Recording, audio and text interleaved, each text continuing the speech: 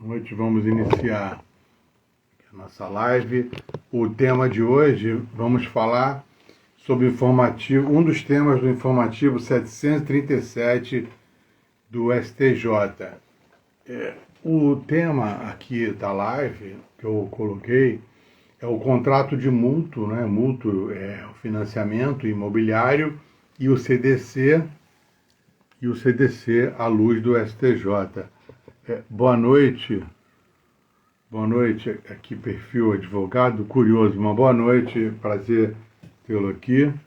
Vamos iniciar aqui a nossa live. Então, o tema está lá, o contrato de mútuo e CDC à luz do STJ.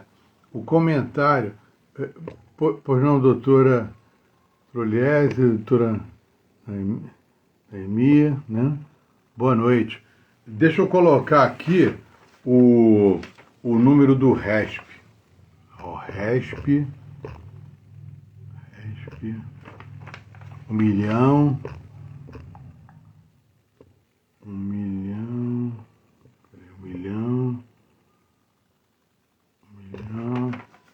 647.238 aqui do meu estado, né?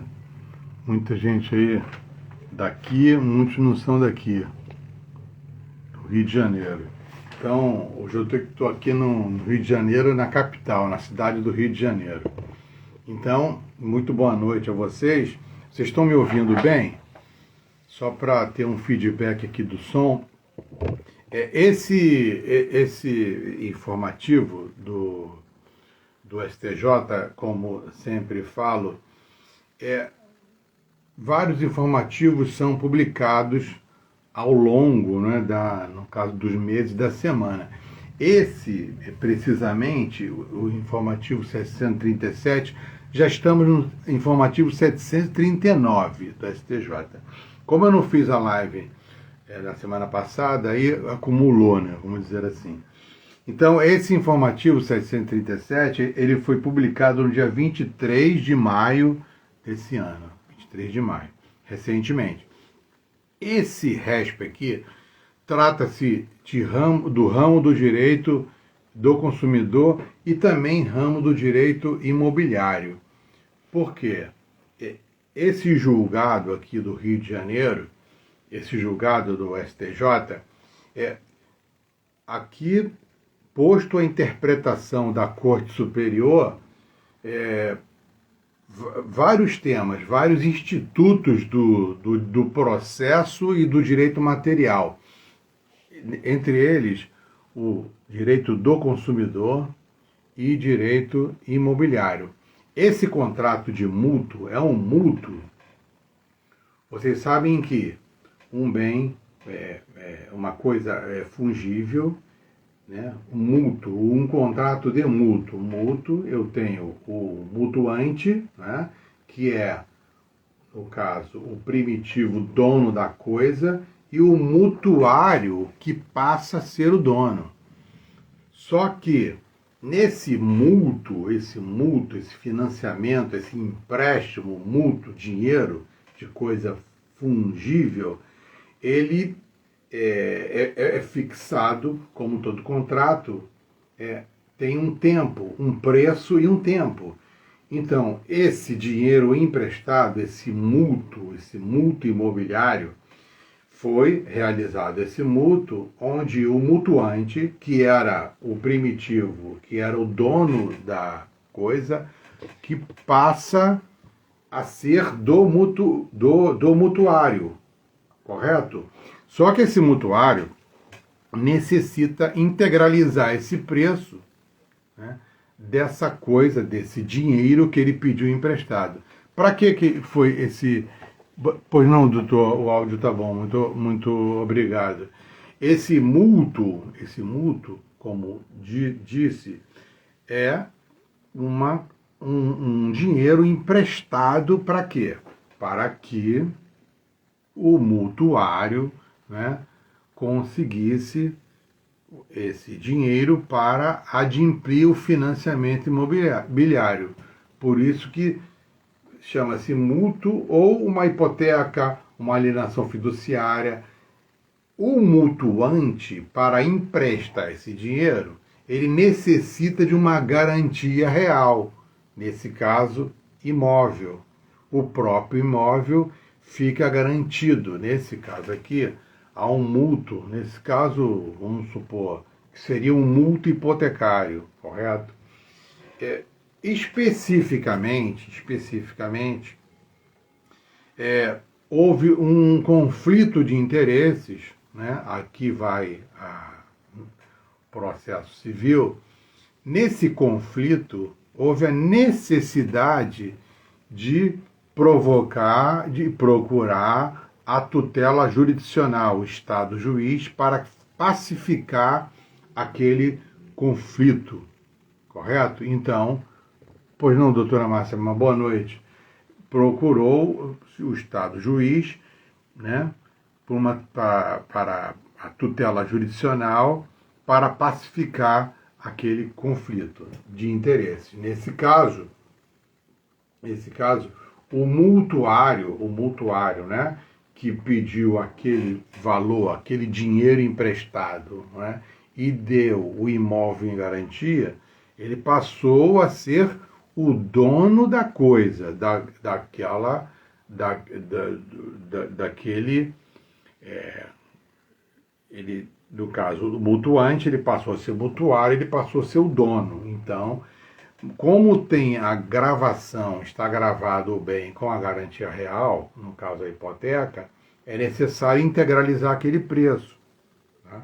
Todo mútuo tem os juros, isso está lá no Código Civil. Né? E o prazo, se for em dinheiro, se o prazo não for acordado, fixado, será de 30 dias.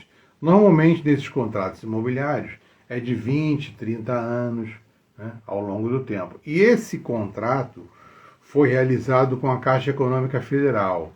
E nesse caso, este contrato aqui tem o chamado FCVS, que aí, isso eu já foi tema aqui de um conteúdo aqui no perfil, e poderá ser de uma outra live. Mas o que é o FCVS? É o Fundo de Compensação pelas Variações Salariais. Né? Então, esse contrato tem esse fundo de compensação das variações salariais. Bom, mas não vem o caso aqui específico desse recurso extraordinário, esse recurso especial, desse informativo 737 do STJ. Aqui, especialmente, eu quero trazer para vocês esse conteúdo, o compartilhamento da questão em que o STJ foi instado a interpretar as normas, regra do Código de Defesa e Proteção do Consumidor, né, e especificamente a solidariedade, se há solidariedade ou não, e se há solidariedade ou não, e também as regras do Código Civil. Nesse caso aqui, não só nesse caso, como em casos semelhantes, o STJ entende que a regra da solidariedade do artigo 25, parágrafo 1º, se eu não me engano, parágrafo 1º, artigo 25, parágrafo 1º do CDC, ele deve ser interpretado restritivamente, ou seja, a regra é do artigo 265 do Código Civil, a solidariedade. A solidariedade, isso, 265. A solidariedade, ela tem que advir da lei, da norma, da regra ou do contrato, ou manifestação de vontades. Se não tiver a manifestação de vontades, nós não podemos supor que há uma solidariedade. Por que eu falo isso? Falo isso porque, nesse caso específico, desse recurso especial, né, houve lá um agravo, né? Um recurso lá no primeiro grau de jurisdição, tá? Só que foi reformado, né, a decisão, e quando chegou ao STJ, o STJ é instado a se manifestar se, nesse caso do cumprimento de sentença, poderia, quando no julgado, na sentença, no título executivo judicial, houve, na sentença, houve a solidariedade, mas não houve solidariedade, porque ela tem que ser expressa, e não houve a solidariedade expressa, então o STJ entende que não se aplica a regra do artigo 25, parágrafo 1º do CDC. Por quê? As duas empresas, a Caixa Econômica Federal e uma outra empresa, né, teria que cumprir a sentença a ambas as empresas, cada um com a sua cota à parte, cada devedor com a sua cota de dívida, né? E pois não, Pedro, boa noite. Então, cada um com a sua cota. Como eu disse, artigo 265 do Código Civil, o STJ interpreta dessa forma: a solidariedade não se presume. Então, mesmo sendo relação de consumo, aqui, no caso, o recorrente, né, no caso, o exequente, recorrente, que está cumprindo o julgado, a sentença, ele não pode executar, vamos dizer assim, a Caixa Econômica, correto? Em todo, só numa parte da dívida.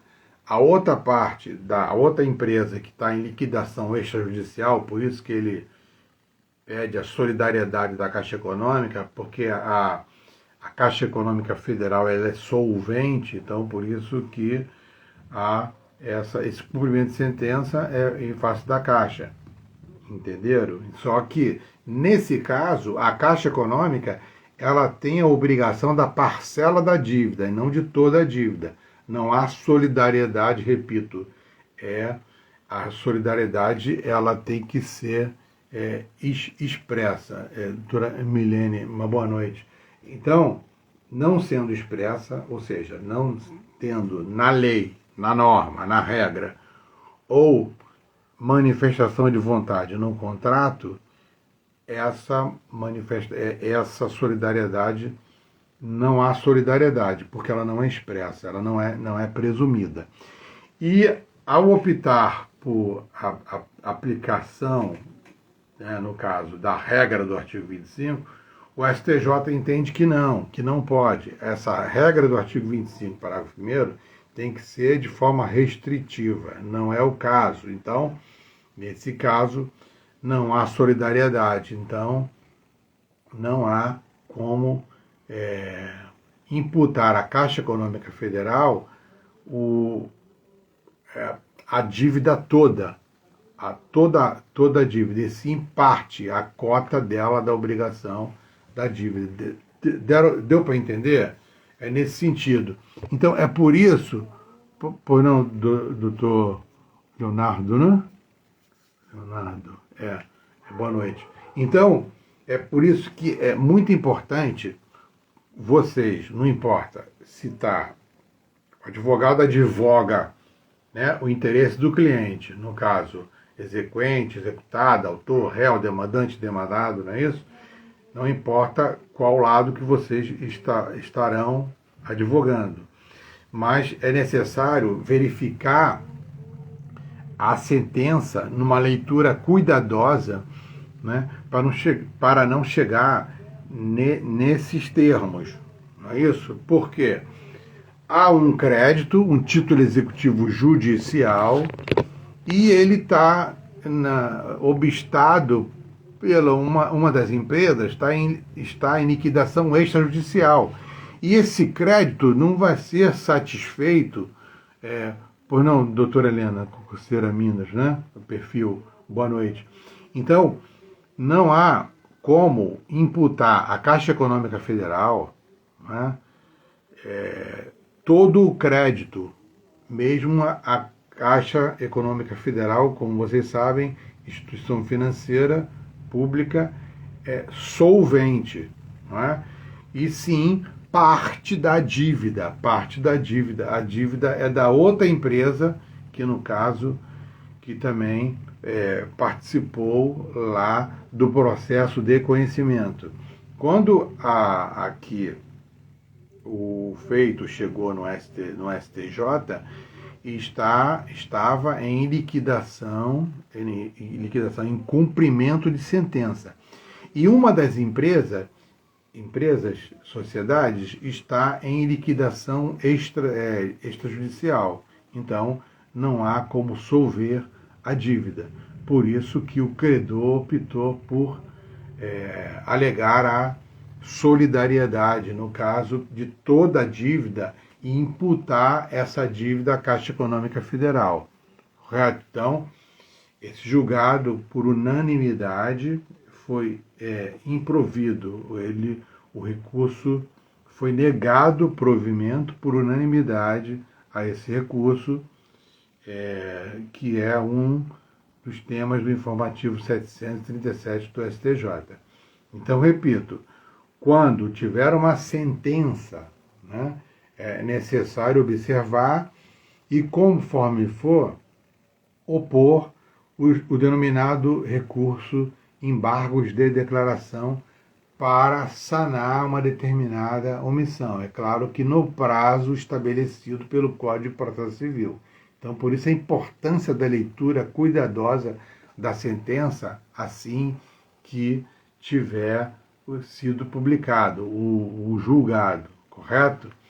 Então, é por isso que, nesse caso aqui, falei um pouco de mútuo. O mútuo, né? No caso aqui, o empréstimo em dinheiro, né? Uma coisa fungível, né?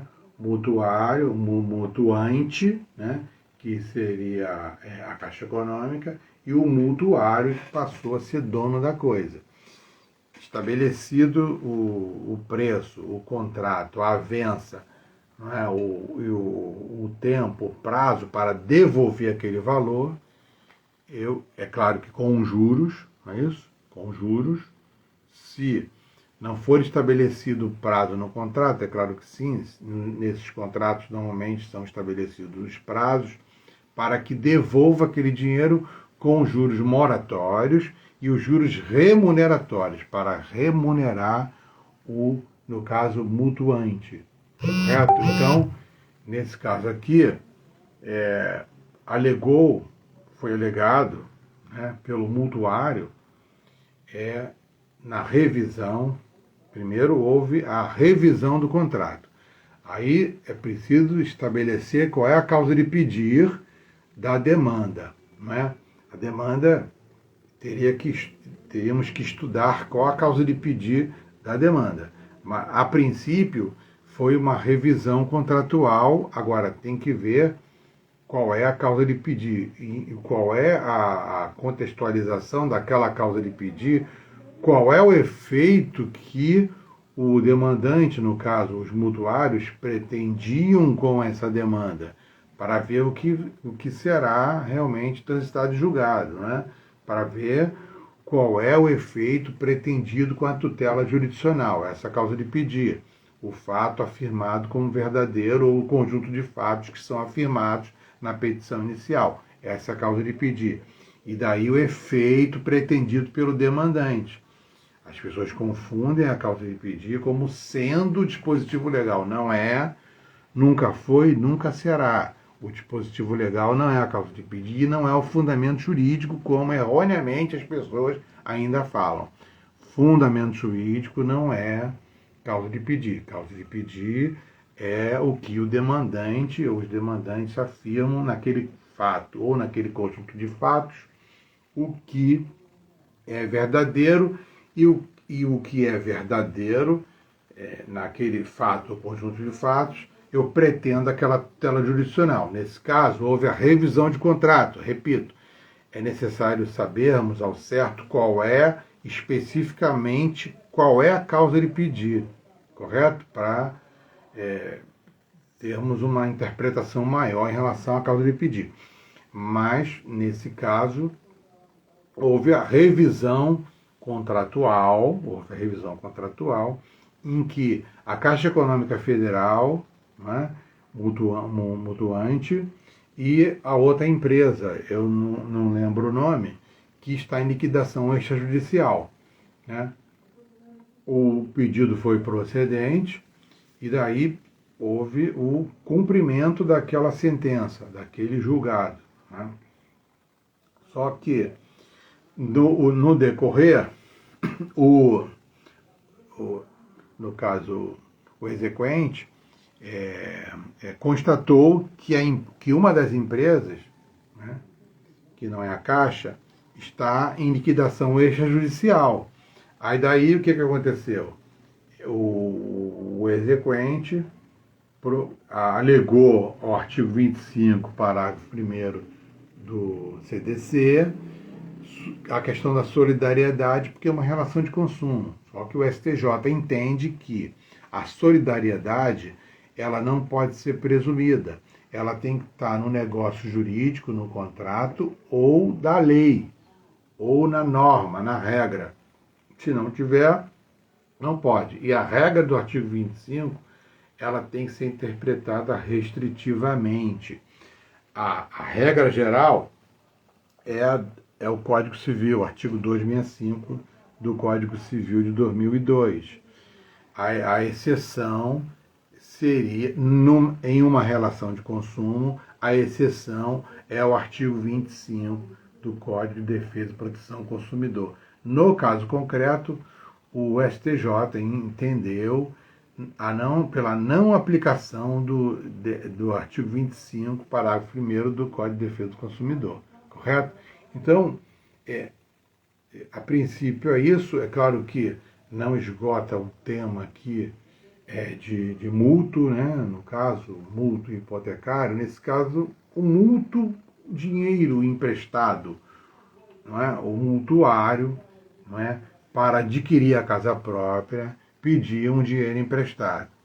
Com esse financiamento imobiliário, ele, ao longo do tempo, ele deve devolver esse valor, o dinheiro, ao mutuante com juros de mora, né?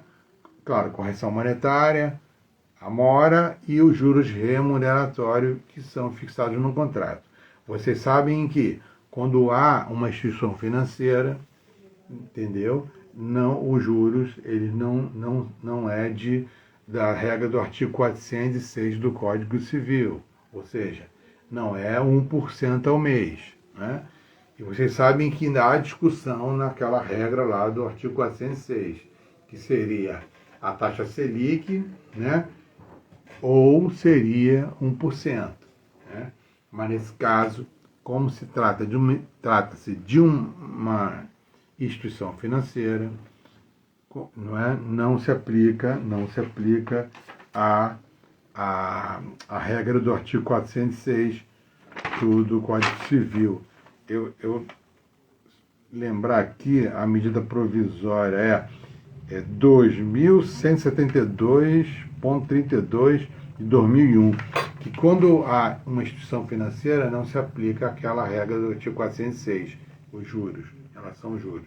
Claro, tem outras regras que o STF entende que os juros teria que ser os juros da média do Banco Central, né? Mas nesse caso não se aplica a regra do artigo 406, se é 1% ao mês. Os juros remuneratórios pode ser mais porque trata-se de uma instituição financeira. Mas o mérito da questão teríamos que estudar do processo, do procedimento, nesse caso concreto, para saber onde chegou e a revisão do contrato se deu, né? Claro que houve uma perícia contábil, com certeza, e o Estado juiz, na sentença, o juízo entendeu por julgar procedente o pedido, né, para rever o contrato, né, condenou a revisão e a devolver os valores pagos a maior no caso, pelo consumidor, não é? pelo mutuário, pelos mutuários. Não é? O mutuário, no caso, exequente para em cumprimento de sentença, né? Em cumprimento de sentença, arguiu, alegou o Código de Defesa e Proteção do Consumidor e a solidariedade da regra do artigo 25, parágrafo 1º, no sentido de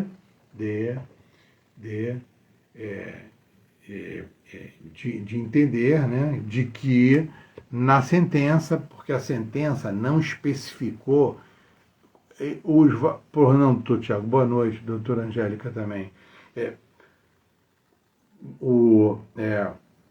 Na sentença não fixou, por exemplo, 100 mil, 50 mil é da Caixa Econômica, os outros 50 mil da outra empresa, não. Condenou. Então, não foi expressa a sentença no sentido de condenar especificamente. Quando não há especificamente quem é o condenado, nesse caso, mesmo sendo relação de consumo, né, o STJ entendeu pela não aplicação da regra do artigo 25, parágrafo 1º, porque, nesse caso, a regra do artigo 25, parágrafo 1º, sim, a interpretação ela é restritiva. A regra geral é a regra do artigo 265 do Código Civil, que a solidariedade ela não se presume, ela tem que ser expressa, ela tem que advir do contrato, da avença ou da lei, da norma. Não há nem da lei, nem da norma, nem da regra e nem do pacto, e nem manifestação de vontade. Então, o STJ entendeu pela não aplicação da solidariedade. Assim, o exequente ou os exequentes, eles não poderão no caso, imputar a dívida, toda a dívida à Caixa Econômica Federal, e sim parte dela, a metade no caso, né, para a Caixa Econômica, e a outra tem que executar da outra empresa. É claro que está em liquidação, tem que habilitar o crédito, né, na liquidação extrajudicial, terão que habilitar. Então não poderá cobrar todo esse valor, né, que o juízo determinou a devolução, porque, como eu falei, houve a revisão do contrato, né, o contrato mútuo, financiamento imobiliário, houve a devolução e o que os mutuários, no caso, pagaram a maior, será devolvido, é claro que com juros, correção monetária, atualizada, claro. Mas a Caixa Econômica Federal, ela só terá que arcar, terá a obrigação de adimplir, de devolver o valor da cota dela parte, né? Código Civil, artigo 265. Cada um vai ter a obrigação daquela cota, cada devedor. A outra empresa que está em liquidação, ela que arcará com outro valor. Então, os mutuários deverão, no caso, se habilitar, né, nessa liquidação extrajudicial. Tá? Então, é mais ou menos isso que o STJ hoje entende, que a regra mesmo sendo relação de consumo, por isso é que tem que ter cuidado. A relação de consumo aplica o CDC, é preciso fazer uma pesquisa. Nosso direito não é jurisprudencial. Será que não? Não é. Nosso direito é da common law, né? Mas é preciso fazer uma pesquisa da jurisprudência para saber o entendimento dos tribunais superiores, não é? Preciso, por isso que é necessário ter essa responsabilidade. Então, o STJ entende que no caso mesmo sendo relação de consumo, aplica-se o Código de Defesa e Proteção ao Consumidor. Isso é certo. Agora, especificamente, quando se tratar de solidariedade, não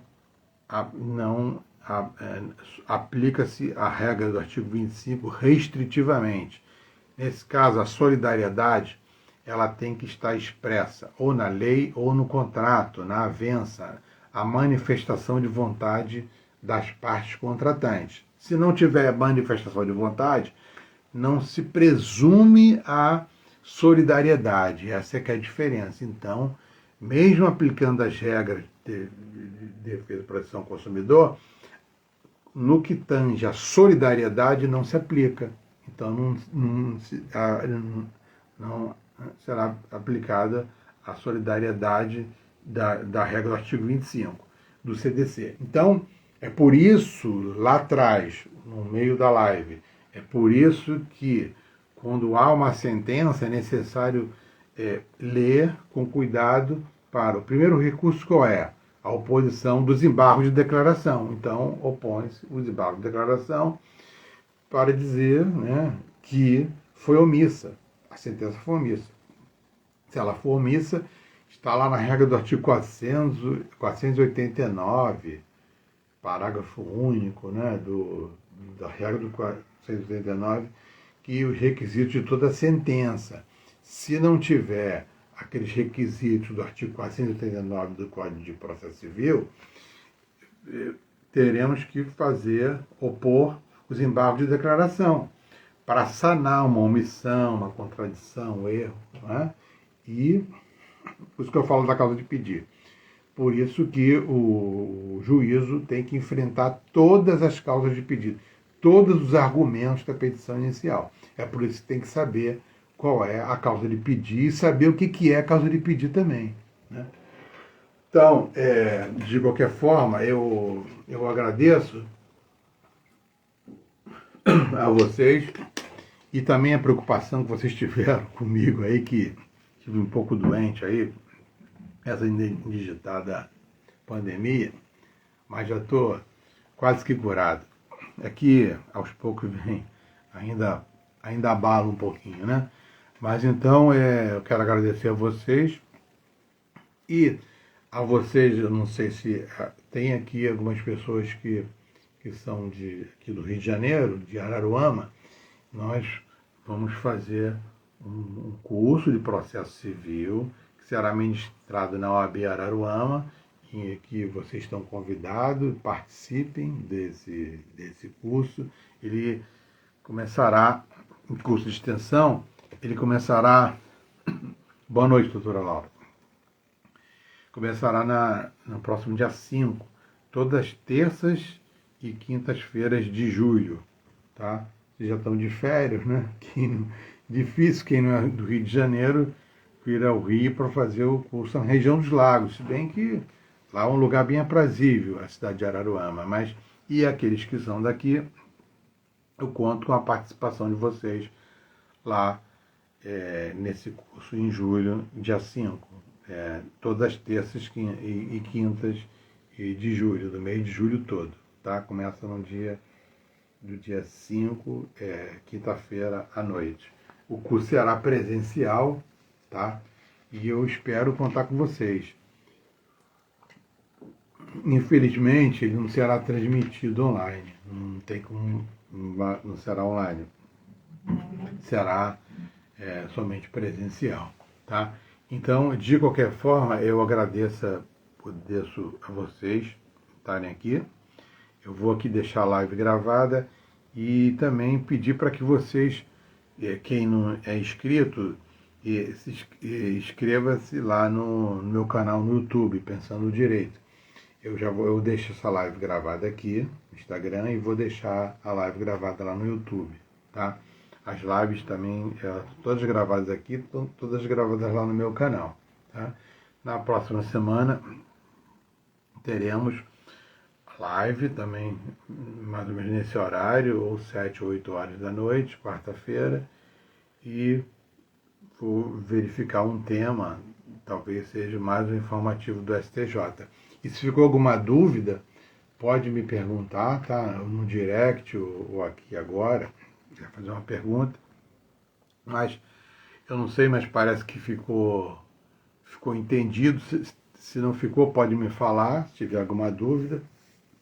Mas, desculpa eu não me alongar muito a live hoje, é porque a voz ela ainda não está totalmente, não está 100%, tá? Então, muito obrigado, uma boa noite e eu agradeço o carinho de vocês de coração. Muito obrigado e uma boa noite e até a próxima semana. Grande abraço.